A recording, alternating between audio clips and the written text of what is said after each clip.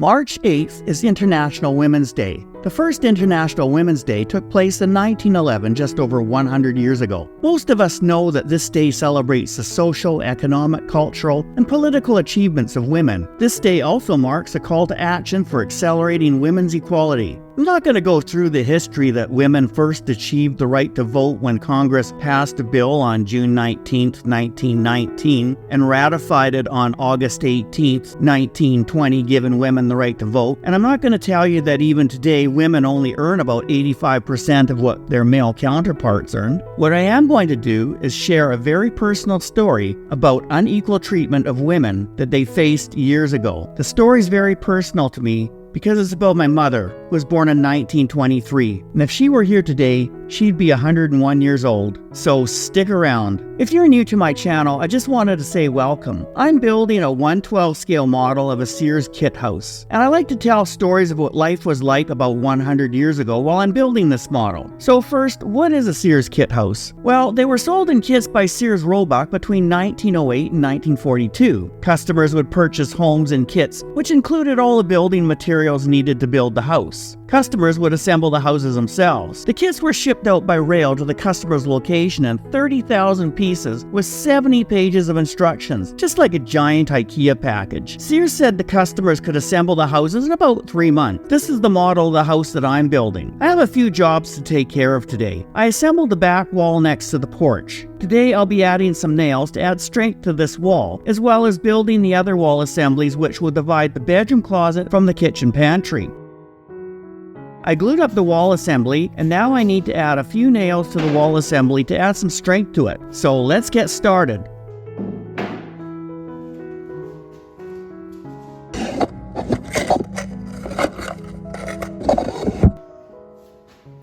My parents were both born in 1923. My mother was born in Canada, and my father was born in Holland, in the Netherlands. My father's parents immigrated to Canada when he was just 3 years old. He never did get a chance to go back to see where he was born.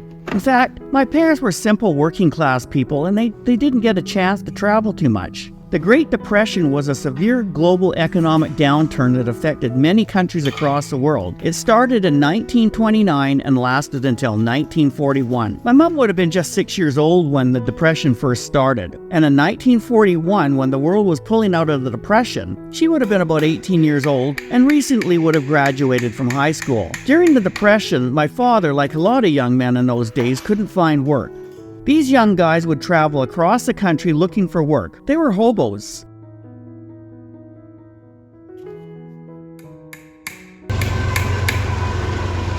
And my father, like other young men, he rode the rods, which meant that they would run after freight trains and sneak onto empty boxcars and ride the train to the next town looking for work.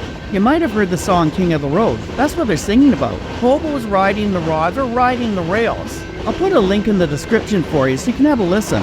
Near the end of the Great Depression, on September 1st, 1931, World War II began with the German invasion of Poland. Wow, it's almost like deja vu. Like my grandmother, or in Dutch, Oma used to say, times may change, but things stay the same.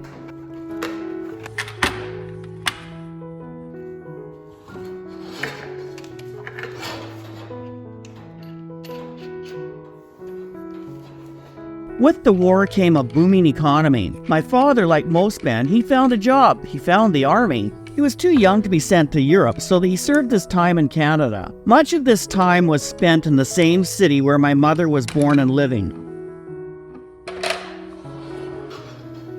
My parents met and dated, and like many other young people, their lives were kind of on hold during the war. At the end of the war, my parents got married. My father was still in the military at the time, and my father was still a Dutch citizen. Before getting out of the army, he decided to get his Canadian citizenship.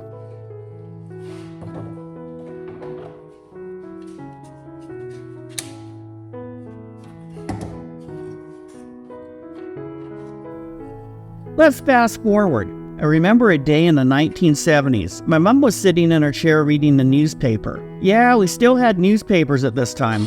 This was before the days of the internet.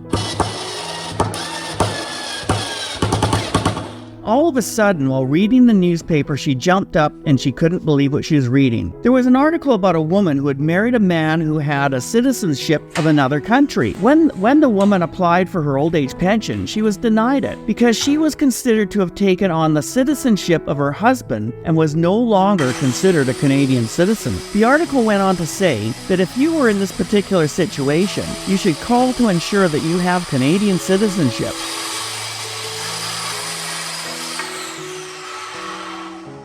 My mother followed up and true enough discovered that she had lost her Canadian citizenship because when she married my dad, he wasn't a Canadian citizen at the time when they got married.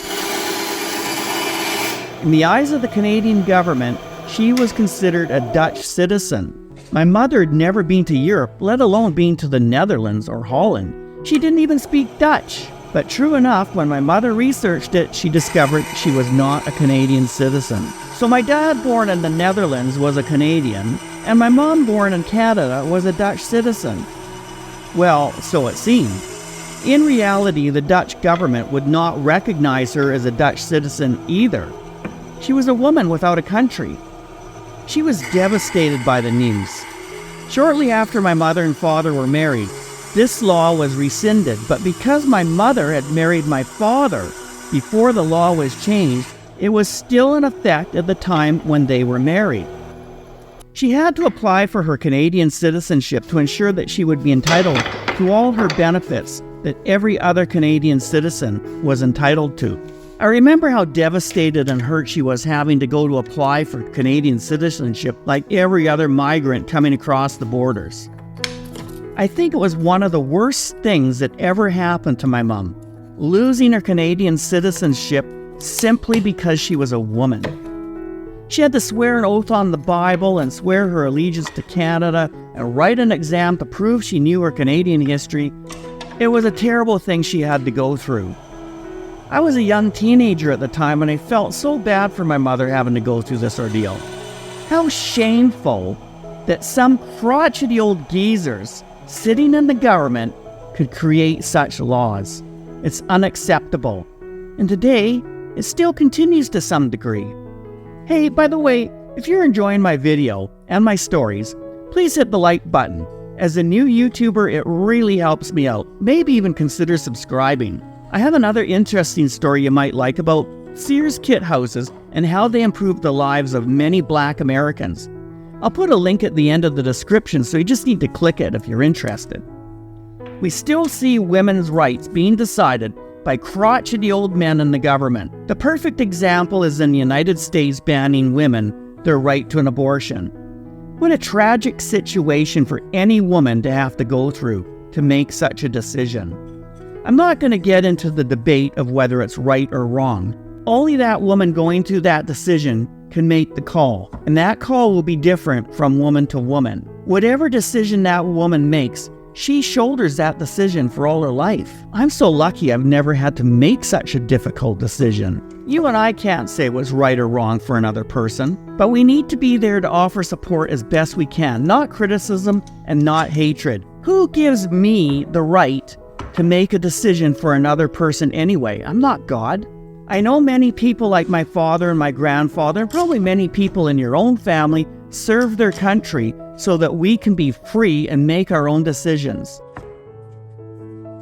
These people might not have agreed with our decisions and our opinions, but they put their lives on the line so that we could be free to make our own decisions, putting their own opinions aside for us.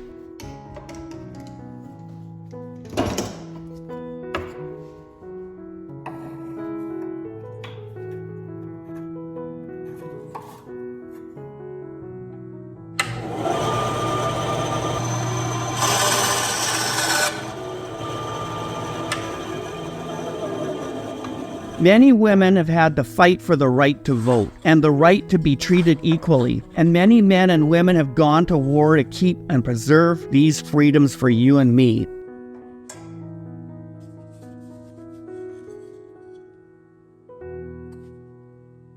In a democracy, it's our obligation to protect our rights and freedoms without judgment, not just ours, but everyone's.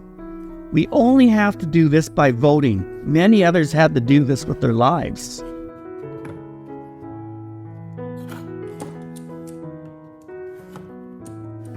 On this International Women's Day, be strong and be free.